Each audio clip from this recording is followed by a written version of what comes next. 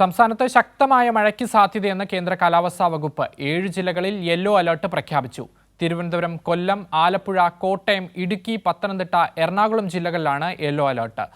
സുലേഖയുണ്ട് വിവരങ്ങളുമായി. സുലേഖ, എങ്ങനെയാണ് സംസ്ഥാനത്തെ മഴയുടെ സമഗ്രമായ വിവരങ്ങൾ?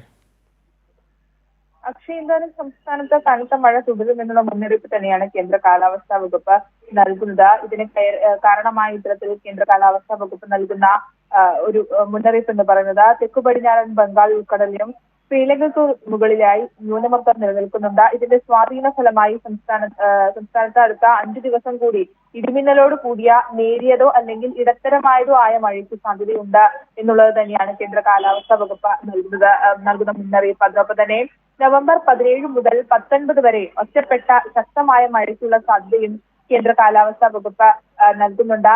അതിനൊപ്പം തന്നെ കേരള ലക്ഷദ്വീപ് തീരങ്ങളിൽ ഇന്നും നാളെയും മത്സ്യബന്ധനത്തിന് പോകാൻ പാടില്ല എന്നുള്ളൊരു കാര്യം കൂടി കേന്ദ്ര കാലാവസ്ഥാ വകുപ്പ് നൽകുന്നുണ്ട്.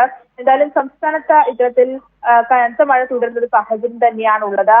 ഇന്നെന്തായാലും ഇത്തരത്തിൽ തിരുവനന്തപുരം, കൊല്ലം, പത്തനംതിട്ട, ആലപ്പുഴ, കോട്ടയം, ഇടുക്കി, എറണാകുളം ജില്ലകളിലാണ് കേന്ദ്ര കാലാവസ്ഥാ വകുപ്പ് യെല്ലോ അലർട്ട് നൽകിയിട്ടുള്ളത്. ഇവിടങ്ങളിൽ ശക്തമായ മഴ ഉണ്ടാകുമെന്ന മുന്നറിയിപ്പാണ് കേന്ദ്ര കാലാവസ്ഥാ വകുപ്പ് നൽകുന്നത്. നാളെയും സംസ്ഥാനത്ത് മഴ തുടരുന്നൊരു സാഹചര്യം തന്നെയാണുള്ളത്. എന്തായാലും ശ്രീലങ്കയ്ക്ക് മുകളിൽ തുടരുന്ന ന്യൂനമർദ്ദത്തിന്റെ സ്വാധീന ഫലമായാണ് സംസ്ഥാനത്ത് ഇത്തരത്തിൽ മഴ തുടരുന്ന ശക്തമായതോ അല്ലെങ്കിൽ നേരിയതോ ആയ മഴ തുടരുന്ന സാഹചര്യം നിലവിലുള്ളത്.